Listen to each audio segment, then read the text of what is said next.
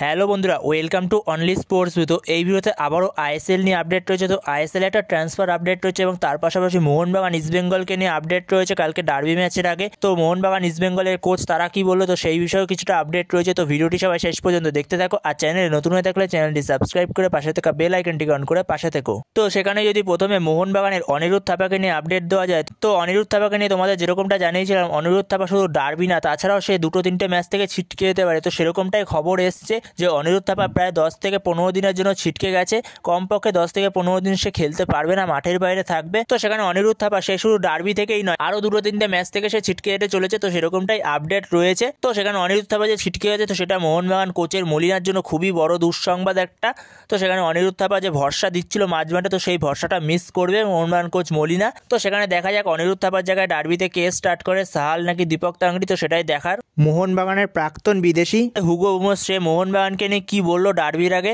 তো সেখানে Hugo Boumous বলল, আমি মোহনবাগান সমর্থকদের অনেক মিস করি, যুবভারতী ক্রীড়াঙ্গনকেও অনেক মিস করি, আমার আগের ক্লাবের সঙ্গে অনেক স্মৃতি আছে, আমি ডার্বিতে মোহনবাগানকে শুভকামনা জানাই। তো এটাই বললো হুগো বুমোস মোহনবাগানকে নিয়ে।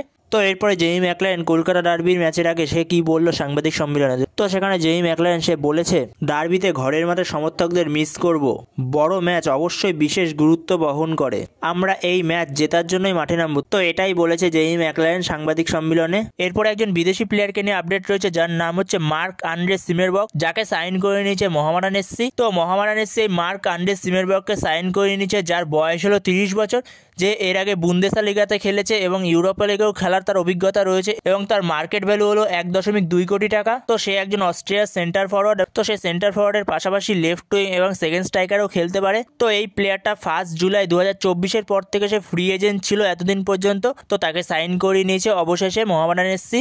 আর তার অল ক্যারিয়ারে 276টা ম্যাচ খেলার অভিজ্ঞতা আছে এবং 276টা ম্যাচে 45টা গোল আর 22টা অ্যাসিস্ট আছে। তো মোহামেডান এসসির থেকে এখনও অফিসিয়ালভাবে অ্যানাউন্সমেন্টটা আসেনি, তো অফিসিয়াল অ্যানাউন্সমেন্টটা চলে আসলে অবশ্যই তোমাদের জানিয়ে দেবো তখন। তো এরপরে ইস্টবেঙ্গলের নতুন প্লেয়ার রিচার্ড সেলিস, সে অবশেষে ভিসা পেয়ে গেল, সে ভারতে আসার জন্য তৈরি।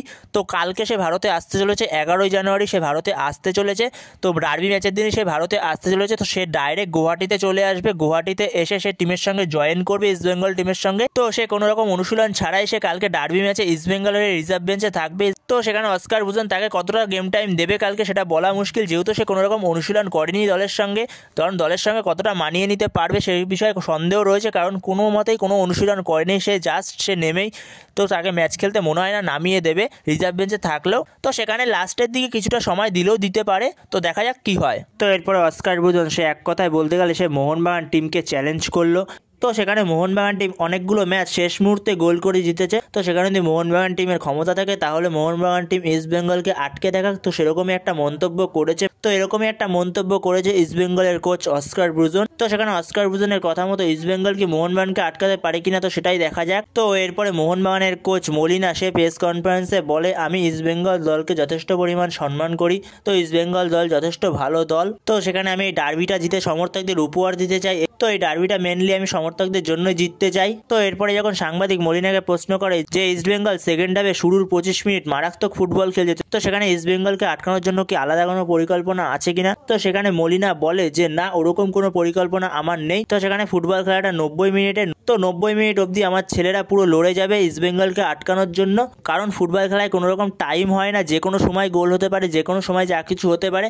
তো সেখানে কোনো পার্টিকুলার টাইম নেই যে এই সময় সে গোল করবে বা এই সময়তেই এই জিনিসটা হবে, তো এরকম কোনো টাইম হয় না। তো সেখানে আমার টিমের ছেলেদের পুরো 90 মিনিটে ফোকাস করতে হবে ইস্টবেঙ্গল টিমকে আটকানোর জন্য। তো সেখানে মলিনা সে ডার্বি ম্যাচের আগে এই কথাগুলোই বললো প্রেস কনফারেন্সে। তো বন্ধুরা এই ভিডিওতে এই পর্যন্ত, তো এই আপডেটগুলো নিয়ে আলোচনা করার ছিল। তো ভিডিওটি ভালো লাগলে অবশ্যই লাইক শেয়ার সাবস্ক্রাইব করতে ভুলো না। তো নেক্সট ভিডিওতে দেখা হচ্ছে, ততক্ষণের জন্য বাই বাই।